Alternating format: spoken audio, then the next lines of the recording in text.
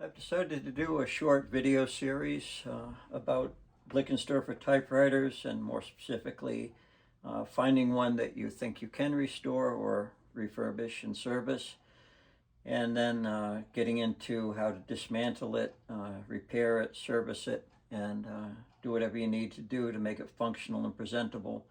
It will not be a full restoration, which would require, removal of plating, stripping the paint, prepping the surfaces for replating, and then the painting process. I don't do that, mainly because I just want to preserve the machine and I want to keep it as original as possible, but in the end I want it to be fully functional, and I want it to be presentable. I want to like it. So that's where I stand on the restoration or refurbishment aspect. Your desires might be different, and that's fine too, but I'm just stating right from the beginning that I will not be going that far into it. So what we will do is I'll explain my process, my setup, how things come apart, go back together, and some of the inner workings of how it actually functions.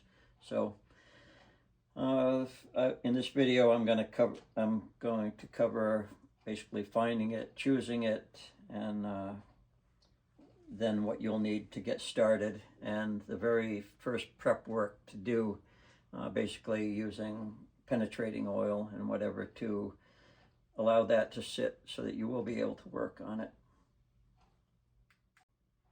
Things that you'll want to look for right away is, of course, missing parts, damaged parts, the platen, the hard rubber on here. Well, it's rubber that's become hard, I should say.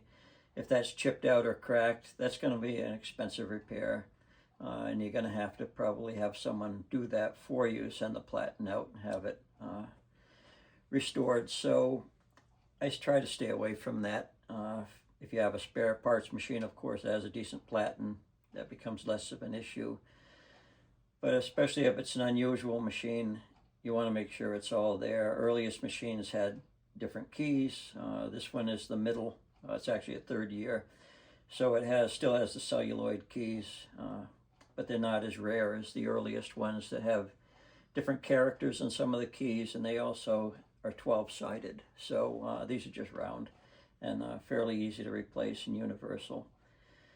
So that's pretty much it with what you want to look for. Basically, you want to look for a candidate that you're capable of restoring without putting so much into it that it becomes cost prohibitive.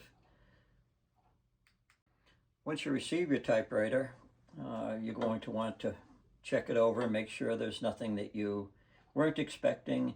You want to check it for shipping damage. Unfortunately, this one shipped without anything protecting the machine itself. It shipped in its original wooden case, which also got damaged. This one was missing a critical part that actually retains the keys. It's on the underside. So a number of the keys came out. 3 of them got broken. Basically the key tops got broken right off on some of them, as you can see. And the keys themselves got chipped. It doesn't mean that I'll send it back for that, and I won't, because I want to restore this machine. But it's just something to consider, is that during shipping, something might get worse than what you're expecting. And so once I've inspected the entire machine, the next thing I want to do is get my area ready. So I'm going to have, I use these, they're wire bending jeweler's pliers.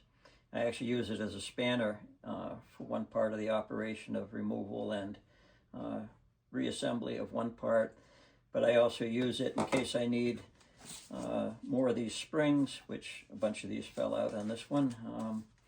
You can bend them out of music wire, and they're fairly easy to do. I've done a few of them. They're not that precise. Next thing you'll need is a 3/16 open end wrench. It's usually considered an ignition wrench, and this one had to be thinned out even to get into some places. But 3/16 wrench, 1/4 inch nut driver, 1/16 inch. This is a Starrett drive pin punch.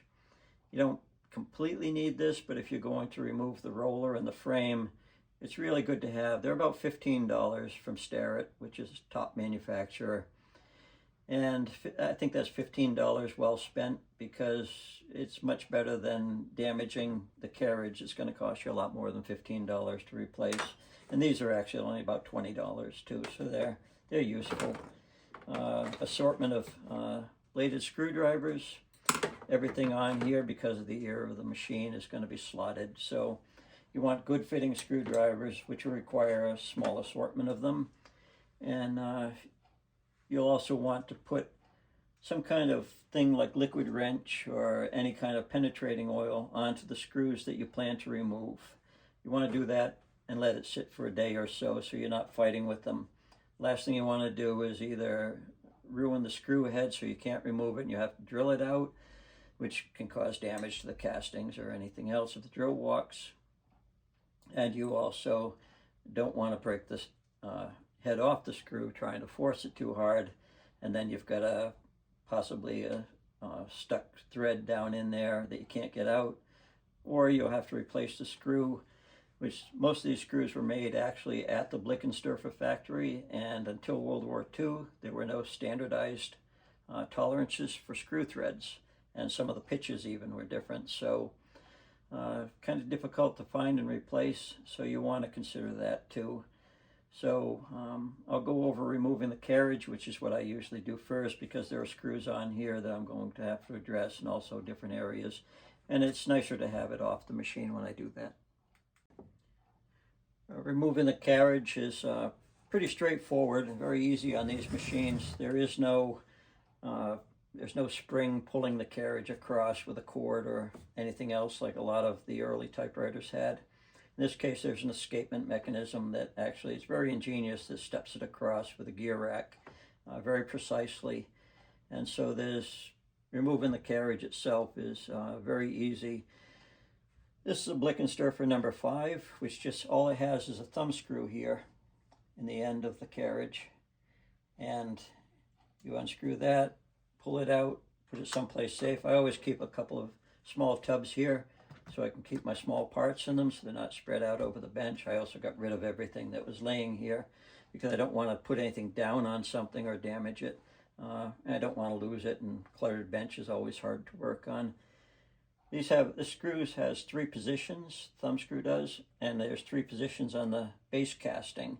And what it does is when the carriage goes to the right, or left-hand margin, one of those, the protruding screw hits one of those 3 places. So there's only 3 positions on a No.5. Later models or more expensive models had a little more adjustment to them, but they're also very easy, and that also has to be disabled in order to slide it across, because it will hit this part right here, which is what releases either the space bar or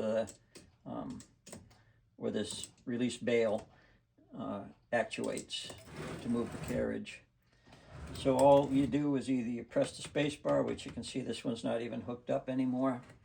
So I'm going to depress the bail, carefully slide it over, pull it out, and it's as simple as that. Put the machine in a place where it won't get hurt. When I do work on this, I will remove this from my bench just to protect it and keep everything orderly. And I like to work on one section at a time, so I'll work on the carriage assembly, and then I'll work on the machine itself. One of the first things you'll notice on these is most of the time this pressure roller, which is what helps feed the paper against the holds the pressure of the paper against the platen. If that's too distorted or too broken up, it won't function. And even though this one's actually the best one I've had so far, it's still pretty rough, and that rubber will get replaced. And it's a straightforward job, but it does require that this be taken apart first. And so, as well as putting penetrating oil on here, I want to put it on the screws with the frame to the platen on both ends. I want to do that. I want to put it on these nuts because those have to be removed. And the other place is that right here there's 2 1/16 inch pins that have to be driven out.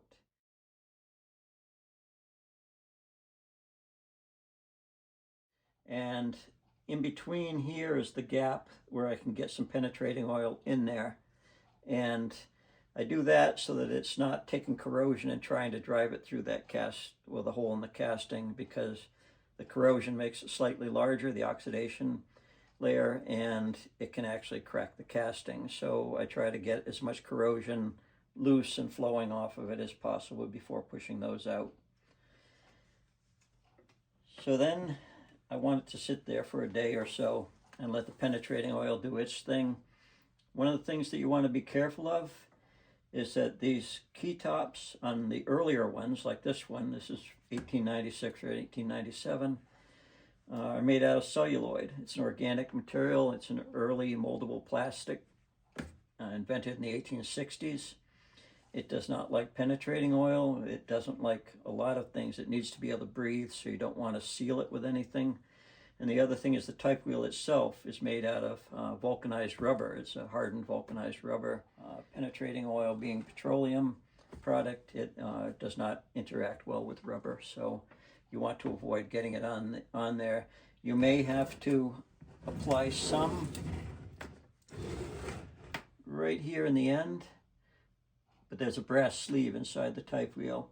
And the other thing is that you can turn the machine upside down, extend this, and get some in right on the shaft itself, and that'll work its way down through the shaft to help make the type wheel easier to remove. You also might have to put some on this little, this is the locking lever that holds it on. It's like a safety pin, and it goes into a little slot through the brass sleeve and goes into a little groove on this shaft here.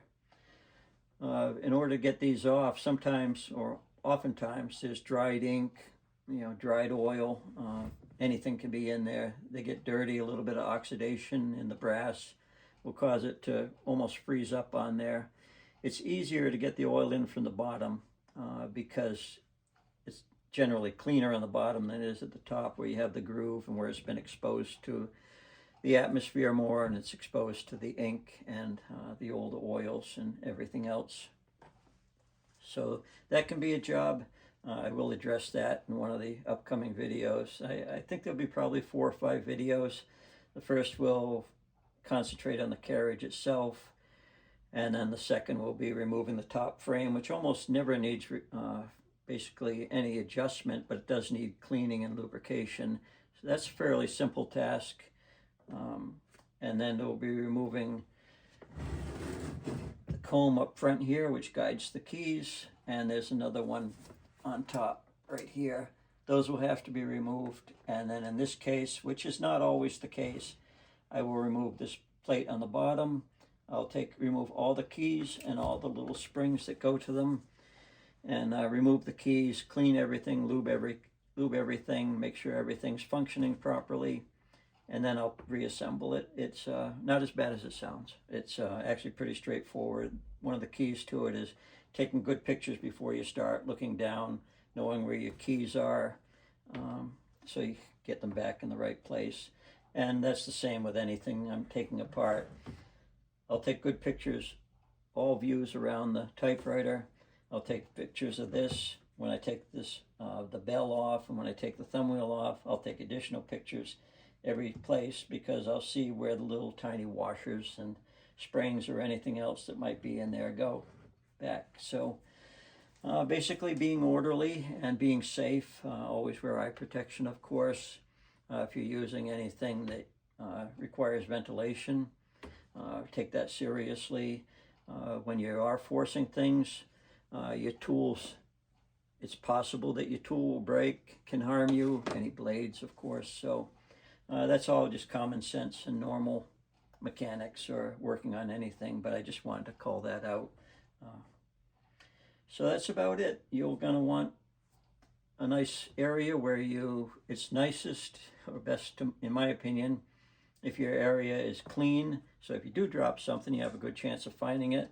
I have a catch tray on this old jeweler's bench, so if something does roll off, it usually goes in the catch tray. That has a nice piece of a Kim wipe in here that I'll be able to find the piece very easily. I also have it set up so that nothing can roll off the edges or the back.